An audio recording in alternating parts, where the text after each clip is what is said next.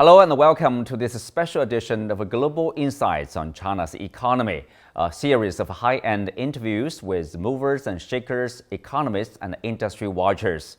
I'm Xu Qingdu in Beijing. Our guest today is Nobel Prize Laureate in Economic Science, Professor Joseph Stiglitz from Columbia University. We will hear his thoughts on China's current economic performance and the challenges it faces amid increasing protectionist pressure from the U.S. Professor Joseph Stiglitz won the Nobel Prize in Economic Science in 2001. He previously served as the Senior Vice President and also the Chief Economist at the World Bank, and also served as the Chairman of the U.S. Council of Economic Advisors. He has been studying China's economic growth for decades and has a deep understanding of how China has carried out its grand economic transformation to become the world's second largest economy in just a few decades. As a world-renowned economist, Professor Stiglitz firmly believes a trade war against China by the U.S. is unwise and unwinnable. Welcome, Professor. Either China or the U.S. or any country, they are not standing alone. They are interconnected. Now Trump is returning to the White House. So what's the possible impact? Most people think that they probably will be more effective than they were previously. He's threatened higher tariffs, and the WTO is much weaker than it was 8 years ago. Trump has said he loves tariffs. Americans are worried that it will be a source of an enormous amount of corruption because he will give exemptions to the tariffs for people who give campaign contributions or where there's certain very adverse impacts on the U.S. economy. China, I think, is appropriately saying that it's committed to a rules-based system, even if the United States isn't. China has talked about unilateral opening and saying, look, we're making our economy even more open.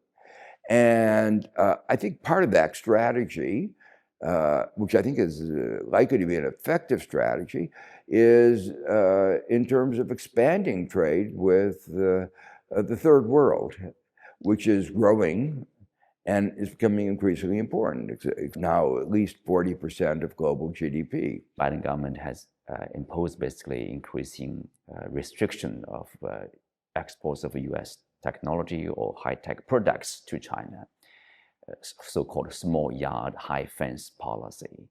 Do they have the intended effects already? No, they probably don't. From the people that I've talked to, what they say is that it has stimulated China to work harder, to catch up faster. And that's what you would expect the effect of those actions to be. China realizes that it has to be more self-reliant. And therefore, you might say there's a race to catch up very quickly. China has some big advantages that it has more engineers. It has a bigger market domestically, and also the chips that you put in manufactured goods that you export around the world. In many areas, the advantages of coordination are significant. I think that these policies have not been thought out as well as they might have. Where they are having an effect that I find particularly troublesome is in the third world, where some countries feel like they have to make a choice of one system or another. They don't want to make a choice. In other cases, they're making a choice for the products that look the cheapest and the most affordable for them, and that's Chinese goods. And we're excluding ourselves from that by being as aggressive in our restrictions. In the field of green transition, the structure of China's power generation has accelerated from coal-based to diversified and clean transformation, with the proportion of newly generated clean energy increased to 27.2% by the year 2023. Taking solar energy as an example, 425 gigawatts of new solar power was installed around the world in 2023, with 62% from China. Furthermore, in terms of solar and wind plants, all the Group of Seven together barely installed 1/4 of that of China in 2023. The change has not only happened on the production side.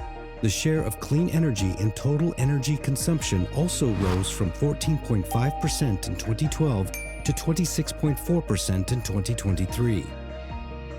China now has topped the world both in the production and sale of electric vehicles 8 years in a row. And in the year 2023, Chinese EVs eliminated carbon emission amounting to 50 million tons. China is developing rapidly in terms of this green technology, solar panel, battery, EVs. But at the same time, we do see there's a rise of, people would call it the protectionist measures, tariffs from Europe, from US. How do you see the future? I think China's contribution in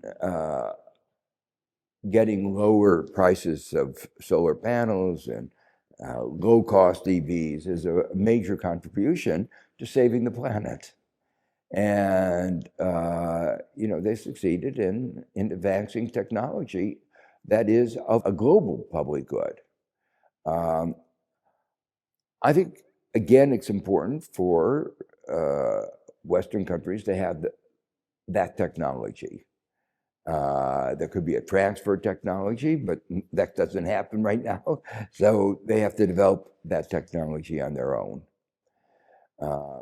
The way they're going about it, through protectionism, I think is the wrong way of doing it. What they should do is support research, support efforts of the universities and private companies to produce a more efficient EV, more efficient solar panels. Let's have a competition to produce the best solar panels, not protectionism. The Chinese economic growth goal for 2024 is like around 5%. What's your projection? We are approaching the end of this year. The point here is not the magic of the number. It's whether the growth is adequate to the situation. And by that I mean, if there's a high level of unemployment, I say the growth is too low. One of the things that I think is really important is right now to stimulate the economy, that more of that expenditure be going into education and health. Some improvement, but not enough.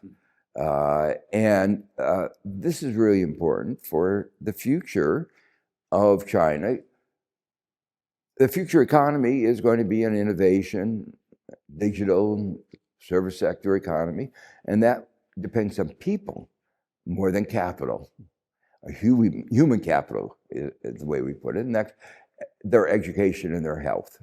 This is sort of high quality growth. And that's high quality growth so that they have a high living standard. But education is not only for the purpose of making more money, but it's also the quality of life that they live. Better health and higher education lead to healthier and longer lives that people value in their own right.